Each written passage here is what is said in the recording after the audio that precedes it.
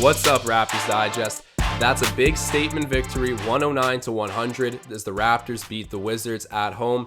We all remember that Wizards group ran us out of our own building on the home opener. That was terrible. It was this decorated, hyped up return to Toronto, and that's what happens against a team that we didn't really think was going to be that good, even though the Wizards have shown some talent since then. It was disappointing, but you bounce back. You're now at a 6-3 record, and you beat the Wiz at home pretty definitively despite a close final score.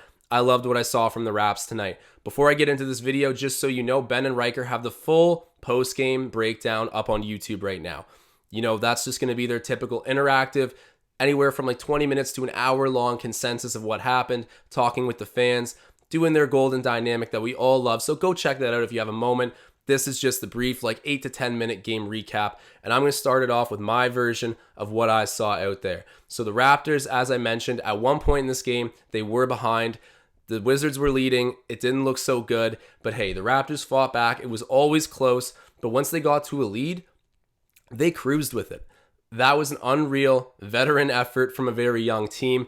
Precious Achiuwa did continue to struggle a little bit, but overall, we're going to see a crazy dunk from him. He still did some things well. I'll get into that in my keys to the game, but this was really the starters who went out and just showed out again. My guy, Kem Birch, he's just staying hot for us, which is crazy. You know, there's not a lot of expectations on him, but he's an anchor, you know, on offense and defense. He's a great cleanup man, and then he's also a great presence for us in the defensive end. I loved what I saw from the Raptors tonight. Nick Nurse's rotations were on point. We got to see a Malachi Flynn appearance at one point, along with a little Delano Banton sprinkling in 5 points and 3 rebounds.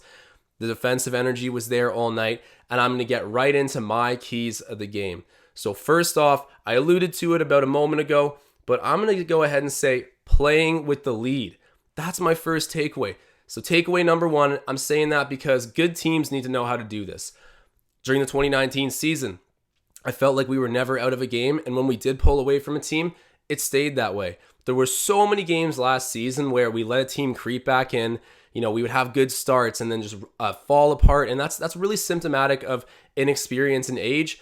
And even though we still have a very young, I guess relatively inexperienced team, they're coming around the curve against good teams like Washington and showing that when they get ahead, they can stay ahead. I thought the Raps dominated pretty much from the second half on. It was great. And then obviously keeping it close throughout the first quarter as well. Now for my takeaway number 3, Fred VanVleet leading the team in points and assists. He had 33 points, I believe at least 6 assists too. This is what you need from your floor general. It's a close game. I told you guys in the betting preview, I had a feeling that he was going to go out there and he was going to be the guy we needed.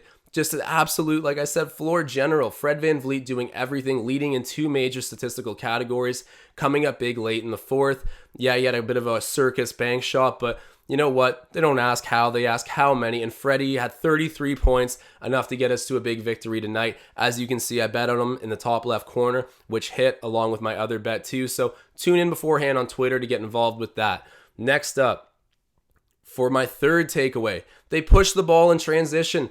This team is like, you know, if you're not 6'7", you're 6'9" or somewhere in the middle.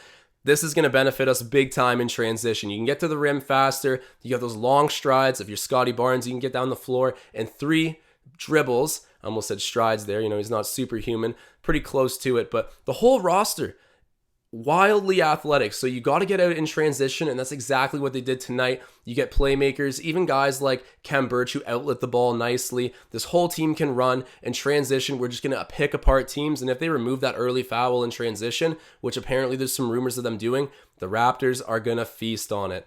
Next up now, for my fourth takeaway, Precious Achiuwa. Yes, he's struggling. It's evident. Yes, his confidence is shook. I agree with you. But he still was impactful despite what was kind of, you know, a visibly ugly performance. He had 6, 10, and 4, and 3 of those 10 rebounds were offensive rebounds. This kid is still getting active, going to the right places. Yes, maybe he's clenching the ball a little too tightly and blowing layups. I mean, obviously, but he comes out with just a vengeful poster dunk. He's got so much talent and upside. It's so early to be giving up on this kid. I hope, and I don't think anyone is, but you can see it tonight. If this is the version of struggling for Precious and he records 6, 10, and 3 in a winning game, whatever. You know, we got a long time to develop him, and I'm happy he's on our side. So the last point, doing this shorthanded without any of your power forwards, essentially. This is another benefit along with transition of being positionless.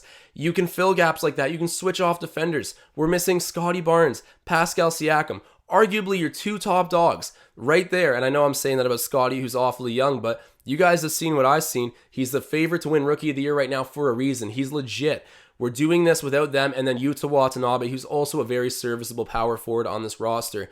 3 big pieces not in the lineup. Doesn't matter. We come back and beat the team that beat us when we had Scotty there and matching a team high in scoring that night. Even without Scotty, we somehow improve. We learn from our mistakes and we get it done. So this was a big gut check victory for the Raptors. Like I said, I left my bets up there for you guys to see. It always feels so good when I win my bets and the Raptors win. I'm always a little sour about one losing, but at the end of the day, I want to see the Raptors get the dub. That's what happened. I hope you guys like this new style of video. The game recaps will be continuous throughout the year after I get off live stream, which, by the way, is a ton of fun. Hoping to get more and more people tuning in. Make sure to go check Ben and Riker's in-depth analysis of this game out, as well as they interact with the community on live. You guys are the best, man. Appreciate each and every one of you. I'm signing off.